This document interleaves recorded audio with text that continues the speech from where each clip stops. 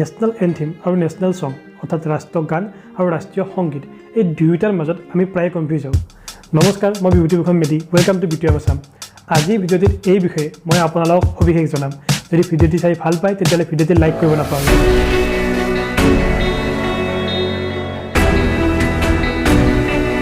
আমাৰ দেশৰ national anthem অৰ্থাৎ ৰাষ্ট্ৰীয় গান হৈছে জন গণ মন। এই গীতটিৰ লেখক হৈছে ৰবীন্দ্ৰনাথ টেগোৰ।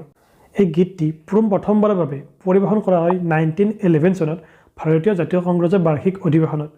পিছত 1950 24 জানুৱাৰীত এই গীতটিক নেশ্যনেল এন্থেম অৰ্থাৎ ৰাষ্ট্ৰীয় গান হিচাপে গ্ৰহণ কৰা হয়। আনহাতে আমাৰ দেশৰ নেশ্যনেল সং অৰ্থাৎ ৰাষ্ট্ৰীয় সংগীত হৈছে বন্দে মাতৰম। এই গীতটি ৰচনা কৰিছিলে বংকিম চন্দ্ৰ চট্টোপাধ্যায়ে।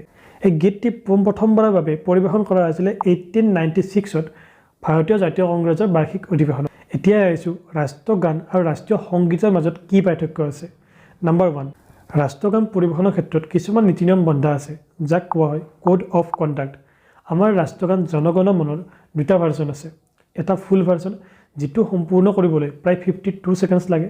এটা আছে শ্বৰ্ট ভাৰ্জন, যিটো সম্পূৰ্ণ কৰিবলৈ প্ৰায় 20 ছেকেণ্ডছ লাগে। ৰাষ্ট্ৰীয় গান পৰিৱেশনৰ সময়ত আমি সকলোৱে সাৱধান স্থিতিত থিয় হ'ব লাগে। যদি কাৰোবাৰ কিবা শাৰীৰিক অসুবিধা আছে, সেইটো এটা এক্সেপশ্যনেল কেছ।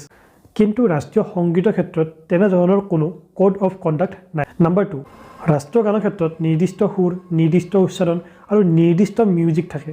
কিন্তু ভাষা আৰু সংস্কৃতি ভেদে ৰাষ্ট্ৰীয় সংগীতৰ বহুত ভাৰ্জন থাকিব পাৰে।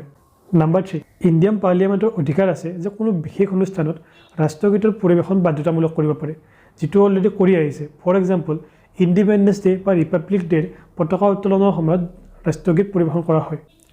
কিন্তু এনে অনুষ্ঠানবোৰত ৰাষ্ট্ৰীয় সংগীত পৰিৱেশন কৰাটো বাধ্যতামূলক নহয়। এয়া আছিলে কিছুমান পাৰ্থক্য। এতিয়া আহিছোঁ এটা ইণ্টাৰেষ্টিং প্ৰশ্নলৈকে।